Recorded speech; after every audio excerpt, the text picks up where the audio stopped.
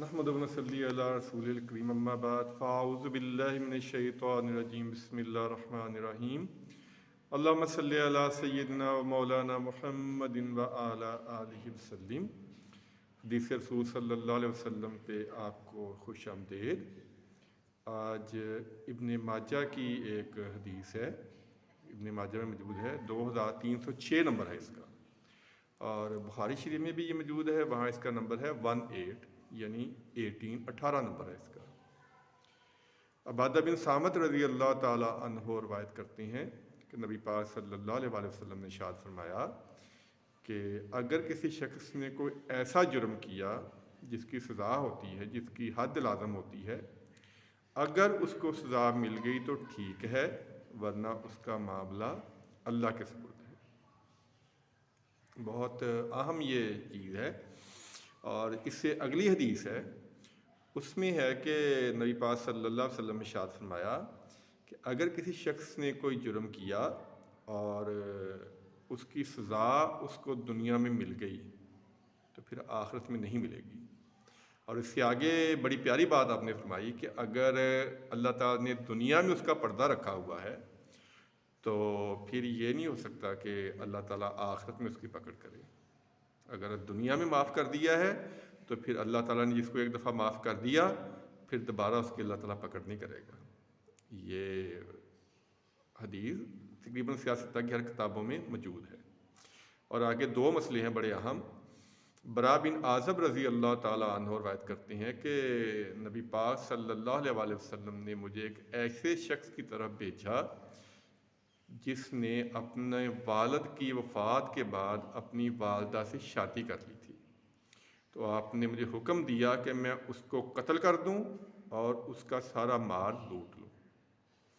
یعنی کہ خدا نخواستہ اگر کسی نے اپنی والدہ سے شادی کر لی تو وہ واجب القتل ہے۔ یہ نہایت ہی گناہ کا کام ہے، غلیظ کام ہے یہ۔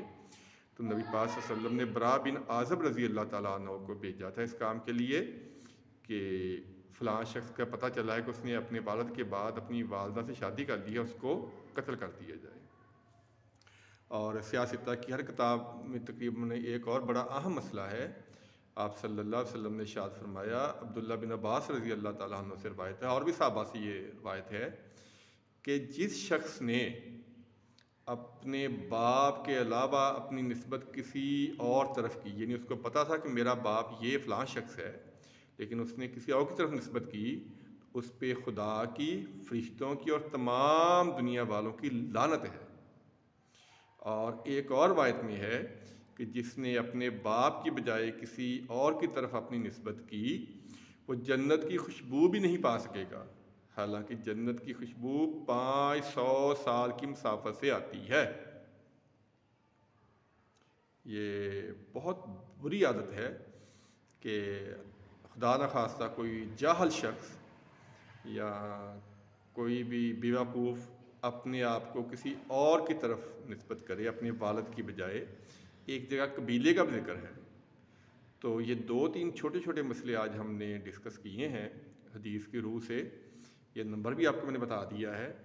پہلا تو یہ ہے کہ اگر کوئی شخص جرم کرتا ہے، اگر وہ اس کو سزا مل گئی ہے تو ٹھیک ہے، ورنہ پھر آخرت میں اللہ تعالیٰ اس کو سزا دے گا۔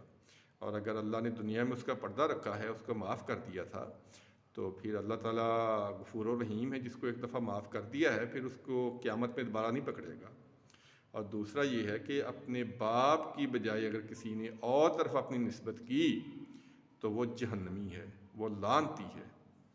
یہ 2-3 مسائل تھے جن کے بارے میں گفتگو کرنا ضروری تھا، تاکہ ہم کو کوشش تو یہی ہے کہ نبی پاک صلی اللہ علیہ وسلم کی جو احادیث ہیں وہ سب تک پہنچائی جائیں، اور فقہی مسائل بھی جن کا ہمیں نہیں پتہ اور جو ہمارے لیے جاننا بہت ضروری ہے۔ میں بارہا کہتا ہوں کہ خدا را حدیث کی کتب کو پڑھا کریں، ان کا مطالعہ کیا کریں۔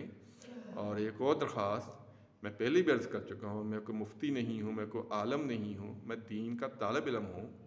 اگر آپ کو پتہ چلے کہ کوئی مسئلہ دین کی روح سے یا حدیث کی روح سے مجھ سے غلط بیان ہو گیا ہے تو خدا را میری رہنمائی فرمائیں۔